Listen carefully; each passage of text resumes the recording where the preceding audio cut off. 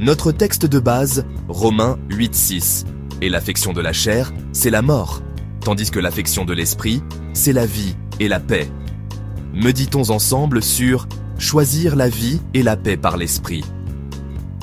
Bien-aimés, nous pouvons d'emblée voir que l'apôtre Paul, dans l'épître aux Romains, trace une ligne claire entre deux réalités spirituelles.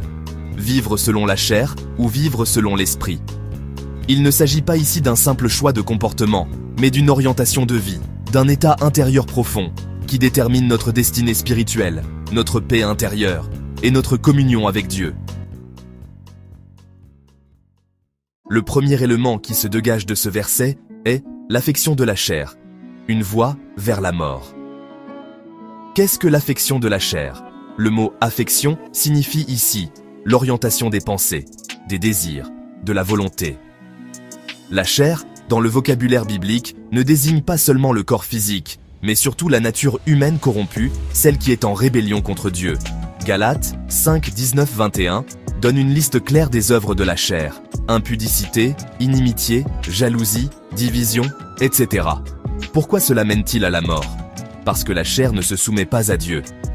Elle produit des choix qui, même s'ils semblent agréables pour un temps, conduisent à l'éloignement de Dieu, à la sécheresse spirituelle et finalement à la mort éternelle. Romains 6, 23. Il est impossible de vivre selon la chair et plaire à Dieu. Romains 8, 8.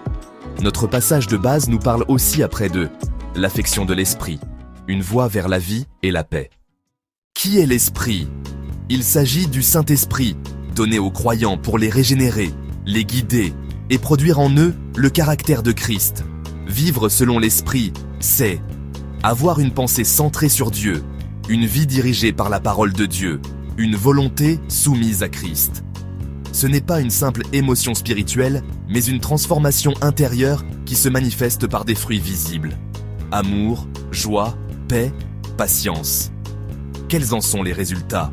La vie. Non seulement la vie éternelle, mais aussi une vie présente remplie de sens, d'espérance et de force. La paix, non pas l'absence de problèmes, mais la présence constante de Dieu dans nos combats. Selon qu'il est écrit dans Jean 14, 27,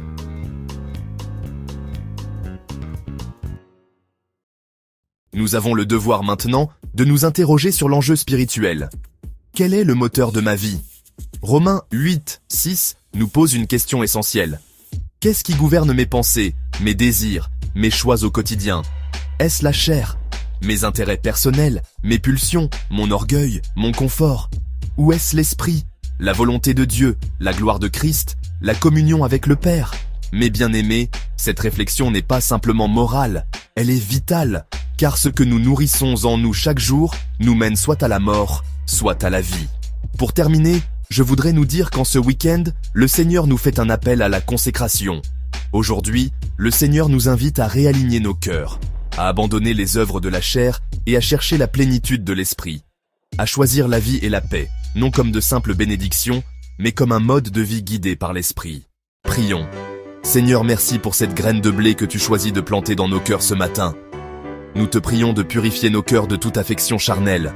Remplis-nous de ton esprit, que nos pensées soient renouvelées, que nos désirs soient orientés vers toi, et que nos vies manifestent la paix et la vie que seul ton esprit peut donner. Nous nous abandonnons à toi, fais de nous des panneaux publicitaires de ta grâce. Tout ceci est demandé avec sincérité, sur base de ta parole, et au nom de Jésus. Amen. Frères Abelev, soyez richement bénis.